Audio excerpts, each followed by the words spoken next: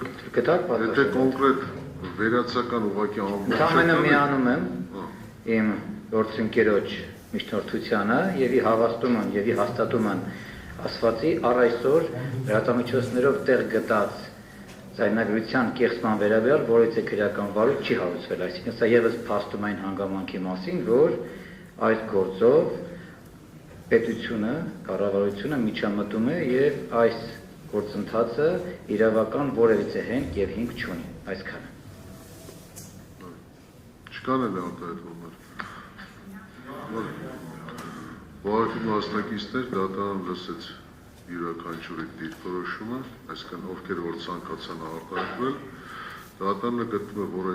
այս փուլում, այս միջնորդությունը քրեական հետապնդումը դադարեցնելու վարորդը կարճելու հետ կապված Եմ պարագրամ, երբ որ ապացույցները հետազոտված չեն, առերևույթ առկա չէ։ Դուք նշում եք կեղծված ձայնագրությունների հետ կապված, որոնք որ դատարանի կողմից հետազոտված չեն, հետևաբար դատարանը չի կարող որևէ եզրահանգում անել այս փուլում, քրեական վարույթով ապացույցները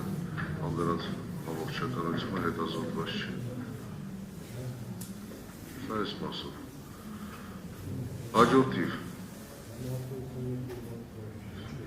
Բնականաբար ապացույցները հետազոտվելուց հետո յուրաքանչյուր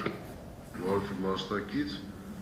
նաև եզրափակիչ ելույթներով, նաև ապացույցը բնականաբար հետազոտվելուց հետո յուրաքանչյուրը ձեր դիրքորոշումը կարող եք արտահայտել, բնականաբար դատարանը յուրաքանչյուրից կլսի։ Խնդրեմ։ Ես հայտարարության տեսքով պիտի ասեմ, լսեցի ձեր մեկնաբանությունը, հիմնավորումը, բնականաբար հասկանալի է, բայց առնվազն 2 ամիսը, որ կոնկրետ գործով, կոնկրետ տեքստով հրապարակային հայտարարություն է տեղի ունեցել, անկախ այս դատական նիստից։ Հրապարակային հայտարարություն է տեղի ունեցել մամուլի միջոցներով, հաստացի հրապարակային հայտարարություն է տեղի ունեցել այս դատարանում, ինչպես մեկ նիստ առաջ իմ պաշտպանի կողմից եւ այսօր էլ մյուս պաշտպանի կողմից։ Առ այն, որ այս գործում առնվազն գոյություն ունի նենգափոխում իրադրությունների, դեպքերի, խոսքերի։ Սա հստակ արձանագրված փաստ է։ Մսած հրապարակային արձանագրումին ես կարծում եմ, որ հիմա դուք կարող եք ասել, որ մեզ չի վերաբերում, բայց ես ուզում եմ երկրորդել եւ կրկնել։ Այս հրապարակային արձանագրումներին բացարձակապես ոչ մի իրավական հետապնդում, հետաքրքրություն, լինի դա մեղադրողների կողմից, լինի դա իրավապահ համակարգի այլ իրավասու մարմինների կողմից տեղի չի ունեցել 2 ամսից ավելի։ Հաստացի հանցագործության մասին այստեղ հաղորդում է տրվել։ Եվ սա ուզում եմ այս պահին ես արձանագրել, որ մենք, այո, պաշտպանները մեր հանցագործության մասին հաղորդում են տվել եւ հիմա ես հրապարակային նորից եմ կրկնում դա։ Եվ հրապարակային էլ ասում եմ ամենայն պատասխանատվությամբ Հայաստանի Հանրապետությունում գործող գլխավոր դատախազ եւ քննչական կոմիտեի ղեկավարները ստախոս են։ Մսրամը պատասխանատվություն կենտրոնացել, ես իմ հայտարարություն արեցի հանցագործության մասին, եթե ես իմ հայտարարությունը ուրիշ գործի արդյունք կլինի,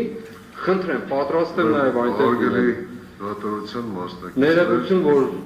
այլ կերպով խոսեցի, բայց իրականության արձանագրում է։ Շնորհակալություն։ Ուրեմն դատարանը իր որոշումը կայացրեց։ Դատարանը չի կարող որևէ եզրահանգման գալ, բարձ ասում եմ, եթե պաշտպաններից որևէ մեկը այդ ձայնագրությունը կամ մյուս ապացույցները արդեն ուսումնասիրել է, դատարանը պետք է հետազոտի դեռնբաց դատական քննության ընթացքում։ Եթե դեռնբաց դատական քննության ընթացքում հիմնական դատալսումների ընթացքում դատարանը որևէ ապացույց չի հետազոտել, ընդամենը կողմի կարծիքը լսելով, դատարանը չի կարող որևէ եզրահանգում կատարել եւ որոշում կհասնել, որովհետեւ դա կդիտի արդեն կողմնապահություն։ Ես մի բան էլ ասեմ, էլի ձեզ, Ինչ որ վերաբերում է հանցագործության մասին հաղորդում ներկայացնելուն, խնդրեմ կարող եք հանցագործության մասին հաղորդում ներկայացնել դուք էլ վարորդի ցանկացած մասնակիցել, եթե այդպիսի գտնում եք արկա է, բայց դատարան չեք ներկայացնում, դա ներկայացնում եք իրավասու մարմին։ Եվ մի բան էլ կոչանեմ ձեզ, եւ պահանջս է եւ խնդրանքս, վարորդի յուրաքանչյուր մասնակցի։ Մի փորձեք որևէ մեկին ձեր ելույթներով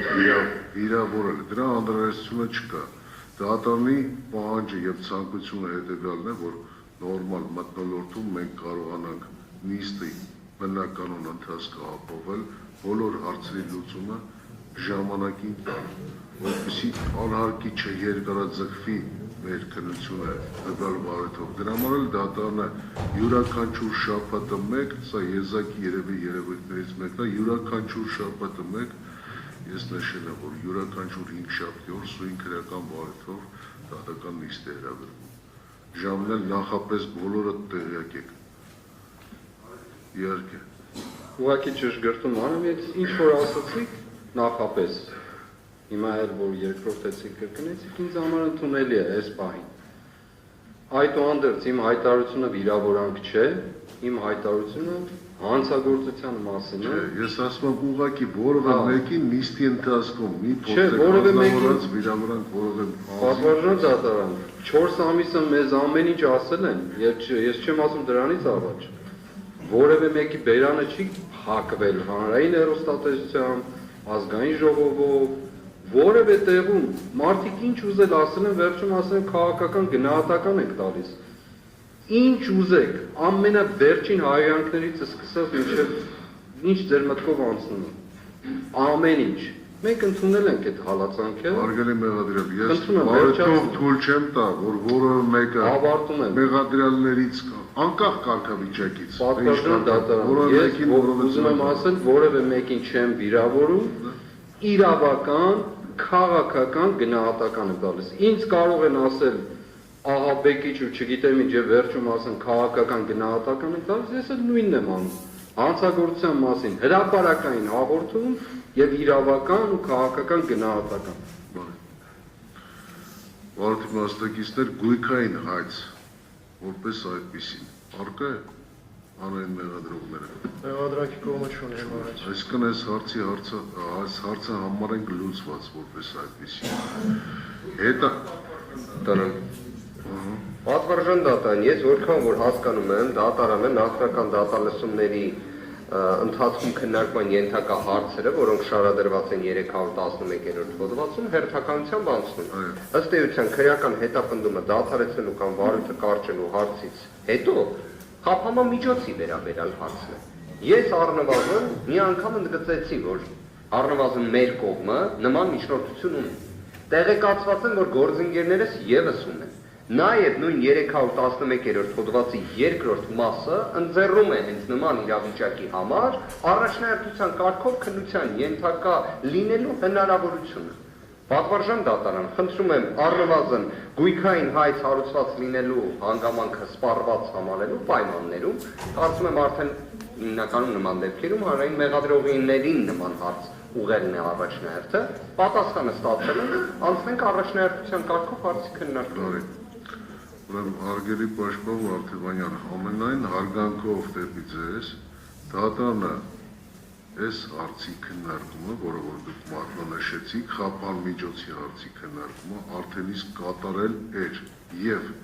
դատարանը նշեց, որ այսօր եւս էլի անդրադարձեն կատարելու միջնորդություններին։ Միայն ձեր կողմից ներկայացված միջնորդությունը չէ, նաեւ նախապես ներկայացված միջնորդություն կա, որը դատարանը պետք է քննարկի։ Դրա համար ես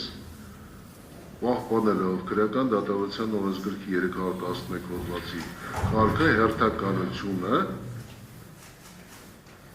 հետևաբար հաջորդող հարցերի քննարկումն եմ հասկացնում։ Ավարտենք, բնականաբար մենք ժամանակ ունենք, անդրադարձ կատարենք, քննարկենք այս հարցերը։ Ես որևէ խնդիր չեմ տեսնում։ Ուղղակի մի քիչ որ ժամանակի խնայողաբար վերաբերվենք, շատ արագ կատարենք։ Ինչ ասեմ, 65 րոպե ամնում։ 65 րոպեում շատ հանգիստ կարելի է քննարկել։ Ես ուղղակի պատճառը ասեմ, պատվարժան դատան, ինչի հիմա չէ։ Ես ասեմ, մեկ վարքան ասեմ ինչի համար։ Երկու մեղադրյալի վերաբերյալ հարց ունեմ քննարկելու։ Մեկը ձեր պաշտպանյանն է Արտուր Սարգսյանը, մյուսը Աղվան Արշակյանը։ Ես նշել եմ, խաչա տեղյակ եք դուք, վարորդի բոլոր մասնակիցները տեղյակ են։ Դուք էլ նշեցիք, որ ձեր միջնորդության օրինակը կտրամադրեք նաև, որպեսզի մեղադրանքի կողմին ազնվի, մեղադրանքի կողմն էլ հնարավորություն ունենա ծանոթանալու։ Ճիշտ է։ Ես ասեմ, այս նիստից ընդամենը 30 րոպե առաջ ստացել եմ ձեր կողմից ներկայացված միջնորդություն։ Դե ինձ 30 րոպե առաջ հանձնվել է։ Այսինքն ես նիստեր ունեի, չի բացառում ու դառավ պայմանավորվածներ։ Լավ։ Իհարկե։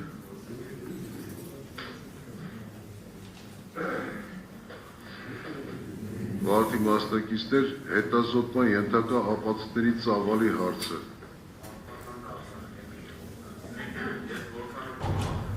Ջքեր Արամը